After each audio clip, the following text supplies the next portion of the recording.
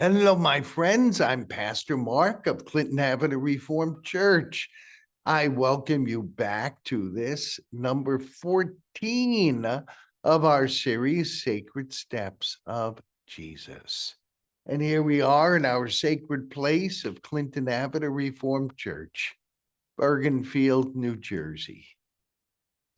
Now, if you remember correctly, about 40 days ago, we celebrated Jesus' resurrection from the dead, Resurrection Sunday.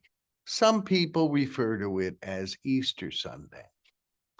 Well, Jesus, for 40 days after the resurrection, met disciples, talked to people, so they finally all understood this is no joke. This is no hallucination. Jesus really did rise from the dead. But he told his disciples that he wasn't going to stay with them forever. He was going into heaven to live again with God the Father. And of course, the disciples didn't like this idea very much. They wanted him to stay forever. What would have happened if he would have stayed forever? He would have gotten old. He would have gotten sick. He wouldn't have been the same old Jesus that they knew and loved. It was better in his full glory to be taken up into heaven. Now, if you're into science fiction, maybe Star Trek, you know what a transporter beam is. It's kind of like that. Jesus had 500 people around him when all of a sudden he went whoosh into heaven. What's he doing there? Well, he's advocating for us with the Father because he knows what it's like to be human. He knows how tough it is. And so he is there with us, talking to us through the Holy Spirit, advocating for us with God. But what happened to the disciples when those 500 people who were there looking when Jesus went up to heaven? What happened to them? I'm going to show you a painting. Some people love this. Some people say, "Oh, it's creepy." We'll see if you like it. A painting by a man named Salvador Dali called The Ascension. Let's see if you like it. They pretend you're one of the disciples looking up. You see the sun, you see Jesus rising, and look, there's an angel up top. Now, some people think this is creepy. Some people think it's really interesting. Personally, I really like it. Salvador Dali, The Ascension.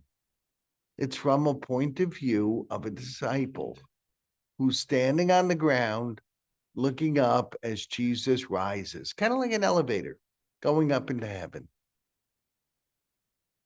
How long do you think the disciples stood there? I'm not real sure, but apparently it was quite a while because the disciples are standing there looking up. Now, remember what Jesus had told them to do. He had told them to go around the world and tell everyone they knew about Jesus. But now they're sitting there looking up. Is that doing what Jesus said? Is looking at the sky, obeying Jesus? Of course not. So the gospel tells us that while they were still staring, well, an angel came. See, that's the angel. The angel said, "Excuse me, what are you doing standing here? What are you doing? You know what Jesus told you to do. Wait in Jerusalem. You'll get the gift of the Holy Spirit, literally holy wind. And then you go preach Jesus around the world." What in the world are you doing standing here looking up? Have you ever had a job that you do that you didn't quite get around to doing? Right? maybe someone in the family, mom, dad, grandpa, aunt, uncle said, clean your room.